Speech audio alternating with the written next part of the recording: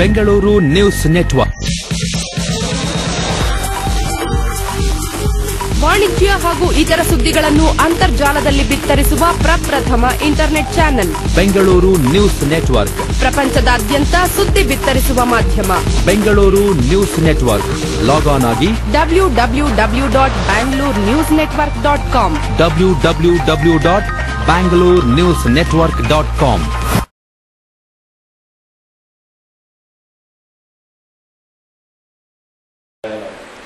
Development ಚೆನ್ನಾಗಿ ಮಾಡಬೇಕು ಅಂತ ಹೊಸದಾಗಿ ಬಂದಿರೋದ್ರಿಂದ ಸ್ವಲ್ಪ ಒಳ್ಳೆ ಹೆಸರು ಬರಲಿ.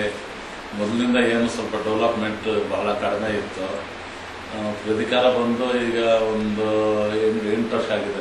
2006ನೇ ಇಸ್ವಿನಲ್ಲಿ 2006ನೇ ಇಸ್ವಿನಿಂದ ಈಚೆ ಬಂದಿದ್ದಾಗ ಫಸ್ಟ್ ಜಯಣ್ಣ ಅಂತ ಒಬ್ಬ ಪ್ರಧಿಕಾರದ ಅಧ್ಯಕ್ಷರಾಗಿತ್ತು. ಅದಕ್ಕೆ ಮುಂದೆ ಎಲ್ಲ ಅಫಿಷಿಯಲ್ಸೇ ಇತ್ತು. ಈಗ ಹೊಸದಾಗಿ ನಾನು ಬಂದು 10ನೇ ತಾರೀಕಿನಿಂದ ನಾನು ಇದು ಕೊಟ್ಟಿದ್ದೀನಿ. ಅದರಿಂದ ರಸ್ತೆಗಳು ಮತ್ತು ಇದು ನೀರಿನ ಆದ್ಯತೆ, ಓವರ್ ಹೆಡ್ ಟ್ಯಾಂಕ್ ಇಂಥವೆಲ್ಲ ಮಾಡಬೇಕು ಅಂತ, ನೀರಿಗೆ ಪ್ರಥಮ ಆದ್ಯತೆ ಕೊಡಬೇಕು.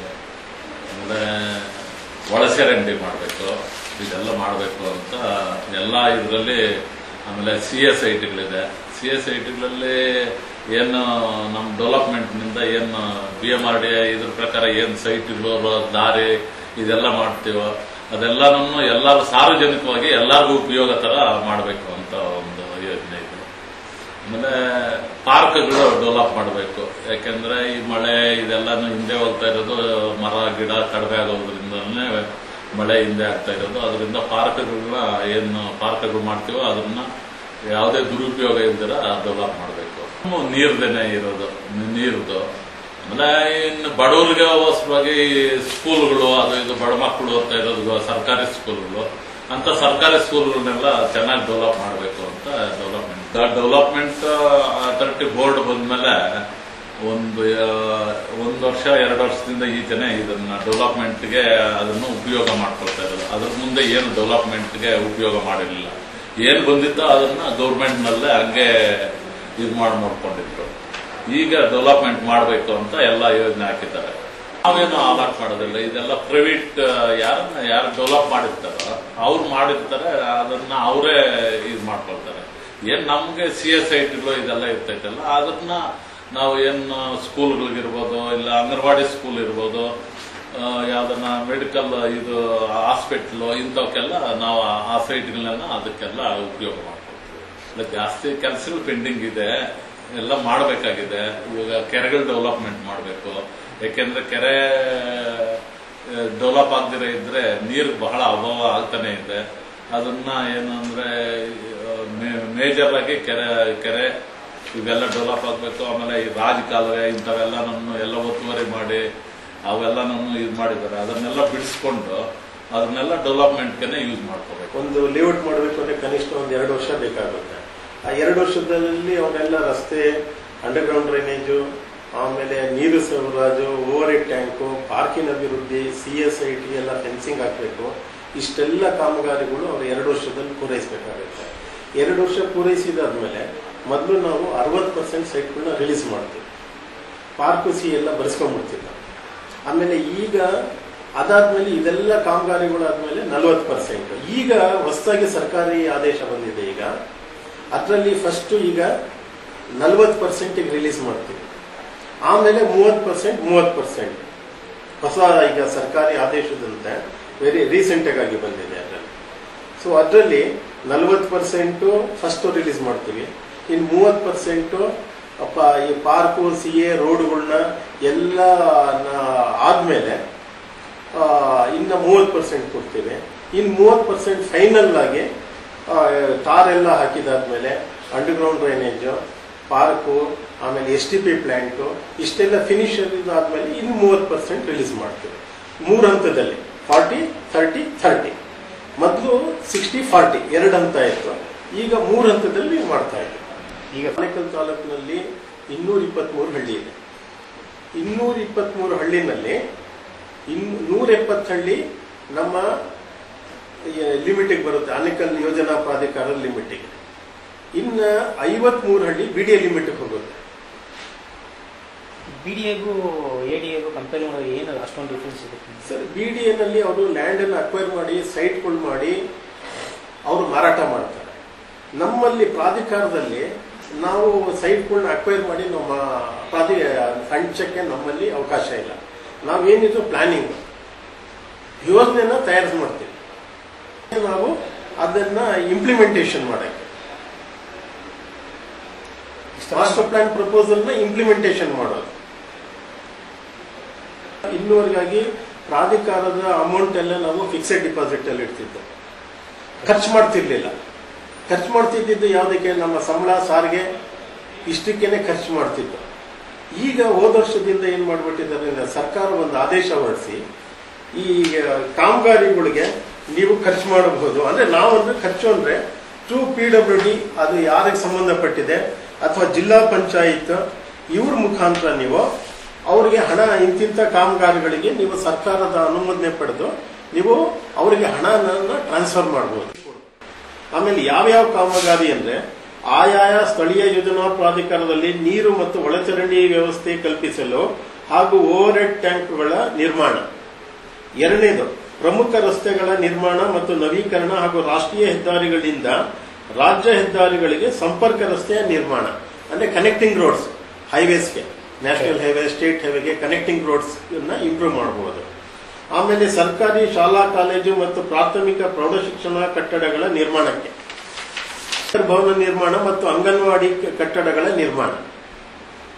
ಆಮೇಲೆ ಆಯಾಯ ಸ್ಥಳೀಯ ಯೋಜನಾ ಪ್ರಾಧಿಕಾರದ ತಾಲೂಕು ಕೇಂದ್ರಗಳಲ್ಲಿ ಮಳೆ ನೀರು ಸರಾಗವಾಗಿ ಹರಿಯಲು ಪ್ರಮುಖ ಮೋರಿಗಳ ನಿರ್ಮಾಣ. ಆಮೇಲೆ ಕೆರೆಗಳ ಸಂರಕ್ಷಣೆ ಮತ್ತು ಪುನರ್ಜೀವನ ಅಭಿವೃದ್ಧಿ. ಇಷ್ಟು ಕಾಮಗಾರಿಗಳಿಗೆ ನಾವು ನಮ್ಮ ಹಣದಲ್ಲಿ ಕನಿಷ್ಠ 25 ಲಕ್ಷ ಎಸ್ಟಿಮೇಷನ್ ಆಗಬೇಕು. ನಮ್ಮ ಹಣದಲ್ಲಿ ಏನ್ ಬರುತ್ತೆ ಅದರಲ್ಲಿ 25% ಉಳಿಸಿಕೊಂಡು ಮಿಕ್ಕಿದ ಹಣನ ನಾವು ಖರ್ಚು ಮಾಡಬೇಕು. ನಮ್ದೇ ಬಡ್ಜೆಟ್, ನಮ್ದೇ ಹಣ, ಸರ್ಕಾರದ ಹಣ ಅಲ್ಲ ಇದು. ಇಲ್ಲೇನು ನಾವು ಲೇಔಟ್ಗಳನ್ನ ಬಿಲ್ಡಿಂಗ್ ಸ್ಯಾಂಕ್ಷನ್ಗೆ ಏನು ಅಭಿವೃದ್ಧಿ ಶುಲ್ಕ ಪಾವತಿ ಮಾಡ್ಕೊಂಡಿರ್ತೀವಿ ಅದೇ ಹಣನ ಖರ್ಚು ಮಾಡೋದು. ನಮ್ಮ ಹಣ ನಮ್ಮ ಇದರಲ್ಲಿ ಇಷ್ಟು ಮಾಡಕ್ಕೆ ಅವಕಾಶ ಇದೆ. ಇದರಲ್ಲಿ ಬೇರೆ ಬೇರೆ ಇಲಾಖೆಗಳು ಪಾತ್ರ ಇದೆ. ಈಗ ಒಳಚರಂಡಿ ವ್ಯವಸ್ಥೆ ಅಂದ್ರೆ ತಾಲೂಕ್ ಪಂಚಾಯತಿನವರು ಖರ್ಚು ಮಾಡ್ತಾರೆ ದುಡ್ಡು, ಆಮೇಲೆ ಗ್ರಾಮ ಪಂಚಾಯತಿಯವರು ಖರ್ಚು ಮಾಡ್ತಾರೆ, PWD ರೋಡ್ PWD ಅವರು ಖರ್ಚು ಮಾಡ್ತಾರೆ. ಅವ್ರು ಯಾವ್ದಕ್ಕೆ ಖರ್ಚು ಮಾಡಕ್ ಆಗೋದಿಲ್ಲ ಅಂತ ಸ್ಕೀಮ್ಸ್ ಇದನ್ನೇ ಓವರ್ಲ್ಯಾಪ್ ಮಾಡಕ್ಕಾಗಲ್ಲ. ಇದನ್ನೆಲ್ಲ ಪೂರ್ತಿ ಪ್ರತಿಯೊಂದಕ್ಕೂ ನಾವು ಟೆಂಡರ್ ಕರಿಬೇಕು, ಅವ್ರು ಕರೀತಾರೆ. ಆಮೇಲೆ ಇದೆಲ್ಲ ಈ ಪ್ರೊಕ್ಯೂರ್ಮೆಂಟ್ ಪ್ರಕಾರನೇ ಇರಬೇಕು. ನಾವು ಅವರಿಗೆ RTGS ಮುಖಾಂತರ ಕನ್ಸರ್ನ್ ಎಕ್ಸಿಕ್ಯೂಟಿವ್ ಇಂಜಿನಿಯರ್ಗೆ ದುಡ್ಡು ಕೊಟ್ಟು ಕಳಿಸ್ಬಿಡಿ, RTGS ಮುಖಾಂತರ ಅಕೌಂಟ್ ಟ್ರಾನ್ಸ್ಫರ್ ಮಾಡ್ಬಿಡ್ತೀವಿ. ನಮ್ಮ ಹತ್ರ ಯಾವ ಕಾಂಟ್ರಾಕ್ಟರ್ಗಳಾಗ್ಲಿ ಯಾವ ಪಬ್ಲಿಕ್ ಆಗಲಿ ನಮ್ಮ ಹತ್ರ ಕಾಂಟ್ಯಾಕ್ಟೇ ಇಲ್ಲ. ಟೆಂಡರ್ ಕರೆಯೋದು, ಅದನ್ನ ಎಸ್ಟಿಮೇಷನ್ ಮಾಡೋದು, ಅದನ್ನ ಮಾಡೋದೆಲ್ಲ ಅವರೇನೆ. ನಾವು ಬರೀ ಸರ್ಕಾರದಿಂದ ಈ ಲೋಕಲ್ ಮಿನಿಸ್ಟರ್ ಹೇಳ್ಬೋದು, ಲೋಕಲ್ MLA ಹೇಳ್ಬೋದು, ಅಥವಾ ಲೋಕಲ್ ಪಂಚಾಯತಿಯವರು ಹೇಳ್ಬೋದು, ಅದು ಯಾವ ನೆಸಿಟಿ ಇದೆ ಅನ್ನೋದನ್ನ ನಾವು ಮೀಟಿಂಗ್ ಅಲ್ಲಿ ಇಟ್ಟು ಅದನ್ನ ಪ್ರಪೋಸಲ್ನ ಸರ್ಕಾರದಿಂದ ಅನುಮೋದನೆ ಪಡ್ಕೊಂತೀವಿ. ಅನುಮೋದನೆ ಪಡೆದಾದ್ಮೇಲೆ ಅದನ್ನ PWD ಬಂದ್ರೆ PWD, ಜಿಲ್ಲಾ ಪಂಚಾಯತಿಗೆ ಬಂದ್ರೆ ಜಿಲ್ಲಾ ಪಂಚಾಯತ್, ಇವ್ರಿಗೆ ಏನ್ ಮಾಡ್ಬಿಡ್ತೀವಿ ಅಂದ್ರೆ ಅವ್ರಿಗೆ ಎಸ್ಟಿಮೇಷನ್, ಈ ಟೆಂಡರಿಂಗ್ ಎಲ್ಲ ಮಾಡಿ ಅಂತ, ಇಂಥದ್ದು ವರ್ಕ್ ಅಪ್ರೂವ್ ಆಗಿದೆ, ಇಷ್ಟು ಲಕ್ಷಕ್ಕೆ ಆಗಿದೆ, ಇದನ್ನ ನೀವು ನೆಕ್ಸ್ಟ್ ಪ್ರೊಸೆಸ್ ಮಾಡ್ಬಿಟ್ಟು ಕೆಲಸ ಅವರಿಗೆ ಮಾಡಿ ಅಂತ. ಆಮೇಲೆ ಪ್ಲಸ್ ಇದನ್ನ ಥರ್ಡ್ ಪಾರ್ಟಿ ಇನ್ಸ್ಪೆಕ್ಷನ್ ಅವ್ರು ಸರ್ಟಿಫೈ ಮಾಡಬೇಕು. ಪ್ಲಸ್ ಥರ್ಡ್ ಪಾರ್ಟಿ ಸರ್ಕಾರದಿಂದ ಅನುಮೋದನೆ ಆಗಿದೆ. BMS ಕಾಲೇಜ್ ಸಿವಿಲ್ ಇಂಜಿನಿಯರಿಂಗ್ ಪ್ರೊಫೆಸರ್ಗಳು ಇವರೆಲ್ಲ ಇದ್ದಾರೆ. ಥರ್ಡ್ ಪಾರ್ಟಿ ಇನ್ಸ್ಪೆಕ್ಷನ್ ಅವರು ಇದ್ರ ಬಗ್ಗೆ ಕ್ವಾಲಿಟಿ, ಕ್ವಾಂಟಿಟಿ ಅದನ್ನ ಸರ್ಟಿಫೈ ಕೊಡಬೇಕು. ಥರ್ಡ್ ಪಾರ್ಟಿ, ಮೂರನೇ ಪಾರ್ಟಿ. ಬೊಮ್ಮಸಂದ್ರ ಗ್ರಾಮ ಪಂಚಾಯತಿಯಲ್ಲಿ ಸದಸ್ಯನಾಗಿದ್ದೆ. ಸುಮಾರು ನನ್ನ ಅವಧಿಯಲ್ಲೇ ನಾನು 5 ವರ್ಷ ಇದ್ದೆ. 5 ವರ್ಷದಲ್ಲೇ ಸುಮಾರು ಒಂದು 6-7 ಕೋಟಿ ರೂಪಾಯಿ ಅಷ್ಟು ಡೆವಲಪ್ಮೆಂಟ್ ಮಾಡಿದ್ವಿ ಬೊಮ್ಮಸಂದ್ರ ಪಂಚಾಯತಿಯಲ್ಲಿ. ಎಲ್ಲಾ ರಸ್ತೆಗಳಿರ್ಬೋದು, ಇದು ಆಮೇಲೆ ಸ್ಯಾನಿಟರಿ ಇರ್ಬೋದು, ಆಮೇಲೆ ಓವರ್ ಹೆಡ್ ಟ್ಯಾಂಕ್ಗಳು. ಓವರ್ ಹೆಡ್ ಟ್ಯಾಂಕ್ ನಲ್ಲಿ ಗೌರ್ಮೆಂಟ್ ನಿಂದ ಕೊಟ್ರೇನು ಕೂಡ ನಾವು ಅದಕ್ಕೆ ಸ್ವಲ್ಪ ಅಮೌಂಟ್ ನಾವು ಪಂಚಾಯತಿಯಿಂದ ಹಾಕಿ ಸ್ವಲ್ಪ ದೊಡ್ಡದಾಗಿ ಓವರ್ ಹೆಡ್ ಟ್ಯಾಂಕ್ ನ ಹೆವಿ ಸ್ಟೀಲ್ ಹಾಕಿ ಸ್ವಲ್ಪ ಅವರೊಂದು 40,000 ಲೀಟರ್ ಕೊಟ್ರೆ ನಾವೊಂದು 60,000 70,000 ಲೀಟರ್ಗೆ ಟ್ಯಾಂಕ್ ಡೆವಲಪ್ಮೆಂಟ್ ಮಾಡಿ ಆ ತರ ಎಲ್ಲ ಮಾಡಿಬಿಟ್ಟು ನಮ್ಮ ಬೊಮ್ಮಸಂದ್ರ ಪಂಚಾಯಿತಿಯಲ್ಲೇ ಬನ್ನಹಳ್ಳಿ ಇರ್ಬೋದು, ಕಿತ್ಗಾನಹಳ್ಳಿ ಇರ್ಬೋದು, ಬೊಮ್ಮಸಂದ್ರ ಇರ್ಬೋದು. ಬೊಮ್ಮಸಂದ್ರದಲ್ಲಿ 2 ಓವರ್ ಹೆಡ್ ಟ್ಯಾಂಕು, ಬನ್ನಹಳ್ಳಿಯಲ್ಲಿ 1 ಓವರ್ ಹೆಡ್ ಟ್ಯಾಂಕು, ಕಿತ್ಗಾನಹಳ್ಳಿಯಲ್ಲಿ 1 ಓವರ್ ಹೆಡ್ ಟ್ಯಾಂಕು ಎಲ್ಲ ಮಾಡ್ಕೊಂಡು ಬಂದಿದ್ವಿ. ಅಂದ್ರೆ ನಮ್ಗೆ ಸಪೋರ್ಟ್ ಆಗಿ ನಮ್ಮ ಸಚಿವರು ಎಲ್ಲ ಚೆನ್ನಾಗಿ ಕೋಆಪರೇಟಿವ್ ಕೊಡ್ತಾ ಇದ್ರು. ನಾವೇನ್ ಇದು ಮಾಡಬೇಕು, ನಮ್ಗೆ ಇಂಥದ್ದು ಬೇಕು ಅಂದ್ರೆ MLCಗಳ ಕೋಟಾದಲ್ಲಿ, ಆಮೇಲೆ MP ಕೋಟಾದಲ್ಲಿ ಎಲ್ಲರ ಹತ್ರ ಕೂಡ ರಾಜ್ಯಸಭಾ ಸದಸ್ಯರ ಹತ್ರ ತೆಗೆದು ನಮ್ಗೆ ಈ ತರ ಇದೆ, ನಮ್ಗೆ ಯಾವ್ದು ಡೆವಲಪ್ಮೆಂಟ್ ದುಡ್ಡು ಬರ್ತಾ ಇಲ್ಲ, ಏನನ್ನ ಮಾಡಿ ನಮಗ್ ಕೊಡಬೇಕು ಅಂತಂದ್ಬಿಟ್ಟು ಅವರು ಕೊಡಿಸ್ತಾ ಇದ್ರು. ಸುಮಾರು ನಮ್ಗೆ ಬೊಮ್ಮಸಂದ್ರ ಪಂಚಾಯತಿಗೆ ಸ್ವಲ್ಪ ಹೆಚ್ಚು ಕಡಿಮೆ 1-2-3 ಕೋಟಿ ಕೊಡಿಸಿದ್ದಾರೆ. ಅದ್ರಲ್ಲಿ ನಮ್ಮ ಪಂಚಾಯತಿಯಲ್ಲೂ ಕೂಡ ಪಂಚಾಯತಿಗೆನೆ ಇಂಡಸ್ಟ್ರಿಯಲ್ ನಿಂದ ಒಂದು ವರ್ಷಕ್ಕೆ ಸುಮಾರು 1.5 ಕೋಟಿ 2 ಕೋಟಿ ಅಷ್ಟು ಟ್ಯಾಕ್ಸ್ ಬರ್ತಾ ಇತ್ತು.